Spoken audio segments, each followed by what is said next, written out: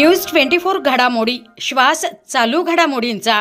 शालेय जीवनामध्ये सूर्यनमस्कार मूलभूत गरजांसारखे आहेत। पद्मश्री पोपटराव पवार। श्री समर्थ विद्याप्रसारक मंडळाच्या वतीने समर्थ सूर्यनमस्कार सोहळा संपन्न। सावेडीतील नवीन समर्थ प्रशालेच्या सुमारे 25,000 स्क्वेअर फूट मैदानावर 1,000 पेक्षा अधिक विद्यार्थ्यांनी 100 शिक्षकांच्या मदतीने 11,000 सूर्यनमस्कार तसेच 11,000 मनाचे श्लोक केले सादर। शरीर आणि मन यांना आधुनिक काळामध्ये समृद्ध व संपन्न करण्यासाठी सूर्यनमस्कार आणि योगासने ही महत्त्वाची साधने बनलेली आहेत। बालवयापासूनच सुदृढ शरीरामध्ये निवास करणारे सुदृढ मन निर्माण करण्याकरिता सूर्यनमस्कारासारखा दुसरा उपाय नाही। मनाच्या श्लोकाच्या माध्यमातून ही लहान मुले संस्कार मंदिराच्या पायऱ्या चढण्यासाठी सज्ज झालेली आहेत। शालेय जीवनामध्ये सूर्यनमस्कार मूलभूत गरजांसारखे आहेत। देशातील जवळजवळ सर्वच अभ्यासक्रमांमध्ये सूर्यनमस्कार योगासने मनाच्या सक्तीचे करण्याची वेळ आता आलेली आहे।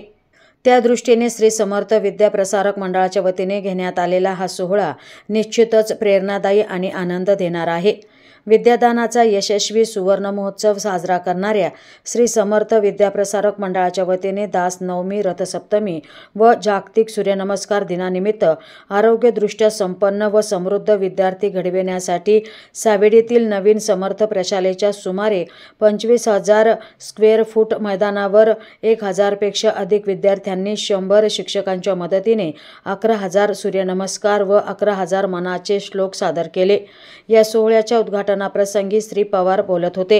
यावेळी प्रमुख अतिथी म्हणून धर्मशास्त्र अभ्यासक मंदारबुवा रामदासी, उद्योजक राजाभाऊ अमरापूरकर, नगरसेवक तायगा शिंदे, मंडळाचे अध्यक्ष श्री दीपक ओहळ, दासनवमी उत्सव समिती प्रमुख व मंडळाचे व्हाईस चेअरमन श्री श्रीपाद कुलकर्णी, सचिव श्री सुरेश क्षीरसागर, खजिनदार श्री संजय कुलकर्णी, कार्यकारिणी सदस्य सर्वश्री ॲडव्होकेट किशोर देशपांडे, सुनील जोशी, श्री स्वप्नील कुलकर्णी, ॲडव्होकेट श्री वेद देशपांडे, सौ संध्या कुलकर्णी, मुख्याध्यापिका सौ वसुधा जोशी, मुख्याध्यापिका सौ धनश्री गुंफेकर, मुख्याध्यापक श्री अजय महाजन, पर्यवेक्षक श्री सुनील कानडे आदी प्रमुख अतिथी म्हणून उपस्थित होते। आपल्या संस्कृतीनं, सनातन संस्कृतीनं आणि या सनातन संस्कृतीतील संत, ऋषी, मुनी यांनी संपूर्ण विश्वाच्या आदिभौतिक, आदिदैविक आणि आध्यात्मिक उत्कर्षाचा जो विचार केला, अशा या त्रिविध स्तरावरच्या उत्कर्षाच्यासाठी त्यांनी जे शोध लावले, जे सिद्धांत त्यांनी या जगाला दिले, ते सिद्धांत पुढच्या पिढीला प्राप्त होणं ही काळाची गरज आहे।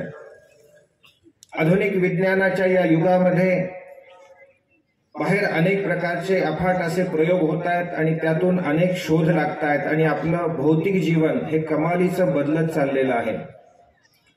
परंतु हजारो वर्षापूर्वी जे मानवी शरीर आपल्याला प्राप्त झालेलं होतं तेच मानवी शरीर आजही आहे। लक्षावधी वर्षापूर्वी मनुष्याला जे मन मिळालेलं होतं ते मन आजही आहे। त्यामध्ये मात्र काही फरक पडलेला नाहीये। आपली शरीर रचना, आपली मनाची रचना ही मात्र मनुष्याची तीच आहे, तिचा जो ढाचा आहे तो तोच आहे। आणि म्हणून संतांनी आपल्या शरीर स्वास्थ्यासाठी आणि मनाच्या स्वास्थ्यासाठी जो उपदेश दिला तो शाश्वत आहे। 400 वर्षापूर्वी मनाच्या श्लोकातून मनुष्याच्या विकारांचं नियंत्रण आणि मनाचं संतुलन आणि स्थिरता यासाठी मनाला दिलेला उपदेश हा जसा 400 वर्षापूर्वी सुसंगत होता तो आजही आहे आणि याही पुढे हजारो वर्ष तो सुसंगत राहणार आहे। हे संतांच्या विचारांची किमया आहे, हे आपल्याला लक्षात घेतलं पाहिजे। आपली सनातन संस्कृती ही निसर्गामध्ये देव पाहणारी संस्कृती आहे। उपनिषदांचा तर सिद्धांत एक आहे। आज रथसप्तमी आहे, रथसप्तमी सूर्योपासनेचा दिवस आहे, सूर्य देवतेची उपासना। आपल्याला माहिती आहे उपनिषदामध्ये असा सिद्धांत सांगितला की जर कोणी आपल्याला विचारलं की तुम्ही देव पाहिलेला आहे का, तर त्याला उत्तर द्यावं की हो आम्ही देव पाहिलेला आहे। आणि कोणी जर विचारलं की तो आम्हाला दाखवा प्रत्यक्ष, तर आपण निसंशयपणे सूर्याकडे बोट दाखवावं। सूर्य म्हणजे साक्षात परमात्म्याचं प्रत्यक्ष रूप आमच्या संस्कृतीनं सांगितलेलं आहे. उपनिषदाचा सिद्धांत आहे सूर्य आत्मा जगतस्तस्थुसश्च. याचा अर्थ सूर्य म्हणजे साक्षात परब्रह्म परमात्मा दृश्य रूपामध्ये प्रकट झालेला आहे. आपल्या पृथ्वीवरती मनुष्य जीवन, प्राणी जीवन, वनस्पती जीवन चालण्यासाठी सूर्य किती महत्वाचा आहे हे आपल्याला वेगळं सांगायला नको. हे जर आपण एकदा मनाशी पक्क घेतलं तर सूर्याला परमात्मा का मानलं हे आपल्याला लक्षात येईल. आणि करणं, सूर्याचं ध्यान करणं हे प्रत्येकाचं कर्तव्य आहे. ब्रह्मांडाला संजीवनी देणारा जसा बाहेर सूर्य आपल्याला दिसतो, तसं शरीराला संजीवनी देणारा आत्मा सुद्धा या शरीरामध्ये चैतन्य रूपामध्ये आहे. आणि म्हणून ते शरीर जिवंत समजलं जातं. हा अध्यात्माचा सिद्धांत आहे. आणि म्हणून सूर्य आणि आत्मा हे एकरूप आहेत अशा पद्धतीचा सिद्धांत आम्ही मांडलेला आहे. सूर्य नमस्कारामुळे आपल्या शरीराला मिळणारी ऊर्जा, शरीराला मिळणारी लवचिकता आणि त्यातून मिळणारे आरोग्याचे फायदे हे जसे महत्वाचे आहेत, तसं मन सुद्धा महत्वाचं आहे. हल्ली शारीरिक आरोग्याकडे लक्ष देण्याचा जो प्रकार आहे, त्या बाबतीतली जागरूकता आहे ही वाढीस लागते हळूहळू. परंतु मनाच्या स्वास्थ्याकडे लक्ष देणं हे आहे ते कुठेतरी थोडं या धावपळीच्या युगामध्ये दुर्लक्षित होत आहे. आणि म्हणून मनाचं स्वास्थ्य सुद्धा सांभाळणं गरजेचं आहे. आज इथे दोन घटना घडत आहेत. एक, सूर्य नमस्काराचा संदेश आपण स्वतःमध्ये आणि इतरांमध्येही रुजवतो आहोत. आणि दुसरी गोष्ट म्हणजे मनाच्या श्लोकाच्या पठणामधून मनाच्या स्वास्थ्याची सुद्धा गरज कशी आहे. आणि त्यासाठी मनोबोध म्हणजे एक प्रकारे सेल्फ काउन्सिलिंग आहे. स्वतःला नियंत्रित करणं, स्वतःला घडवणं, स्वयंसूचना देत आपल्यातील दोष बाजूला करीत अधिक शारीरिक आणि मानसिक दृष्ट्या विकसित होणं. सूर्य नमस्कार आणि मनोबोध ही द्विसूत्री जर आपण आपल्या जीवनामध्ये सर्वांनी सांभाळली तर आपलं जीवन निश्चितपणे भौतिक दृष्टीनेही विकसित होईल, समृद्ध होईल आणि मानसिक स्वास्थ्याच्या दृष्टीने सुद्धा निश्चितपणे आपण यशस्वी होऊ असा हा उपक्रम आहे. मी या उपक्रमाला खूप शुभेच्छा देतो. प्रतिवर्षी असा उपक्रम व्हावा आणि अशा उपक्रमासाठी समाजाने सुद्धा प्रशालेला, शाळेला मोठं सहकार्य करावं अशा पद्धतीचं आवाहन करतो.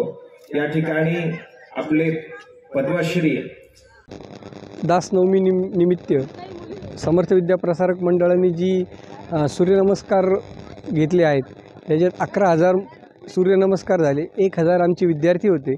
त्यांनी 11,000 सूर्यनमस्कार आणि 11,000 मनाचे श्लोक म्हटले. याच्यामुळं एक वेगळी ऊर्जा या भागात आणि या ठिकाणी निर्माण झाली.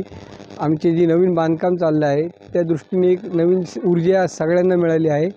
हे नक्कीच आमच्या दृष्टीने अभिमानास्पद गोष्ट आहे. या दासनवमी समितीचा प्रमुख म्हणून मी या सगळ्या लोकांचे धन्यवाद मानतो ज्यांनी या कार्यक्रमाला मदत केली. शाळेचे सर्व शिक्षक, मुख्याध्यापक, सुपरवायझर तसंच पत्रकार बंधू यांनी यावेळेस आम्हाला खूप मदत केली. वेगवेगळ्या रूपाने त्यांनी या कार्यक्रमाची प्रसिद्धी दिली. आता 22 तारखेला परमपूजनीय मुकुंद काका जाटदेवळेकर यांचं सुश्राव्य प्रवचन हे प्रोफेसर कॉलनीतल्या आमच्या शाळेत होणार आहे. त्याचाही आपण सर्वांनी लाभ घ्यावा ही नम्र विनंती. जय जय रघुवीर समर्थ. या कार्यक्रमाचा उद्देश काय? या कार्यक्रमाचा मुख्य उद्देश असा होता की मुलांमध्ये एक शक्ती आज बलोपासना संपलेली आहे तर बलोपासना निर्मित व्हावी आणि त्याच्या जसं विज्ञान आहे तसं अध्यात्म पण आहे. म्हणून पहिल्यांदा सूर्यनमस्कार घेतले आणि त्याच्याबरोबर मनाचे श्लोक घेतले. ह्या दोन्ही गोष्टी आम्ही या कार्यक्रमाच्या दृष्टीने घेतल्या. ह्याच्याने सशक्त भारत तयार व्हावा. आणि विविध वक्त्यांनी आत्ता सांगितले, पोपटराव पवार असतील, मंदारबुवा रामदासी असतील, यांनी सगळ्यांनी जे या सगळ्या ह्याच्यातनं गायडन्स केला की मार्गदर्शन त्यांचं जे होतं की या सगळ्यासाठी अध्यात्म आणि विज्ञान याची सांगड घातली गेली पाहिजे. ती आज आम्ही साधण्याचा प्रयत्न केलेला आहे. जय जय रघुवीर समर्थ. प्रतिनिधी स्वामी गोसावी, न्यूज 24 घडामोडी, अहिल्यानगर.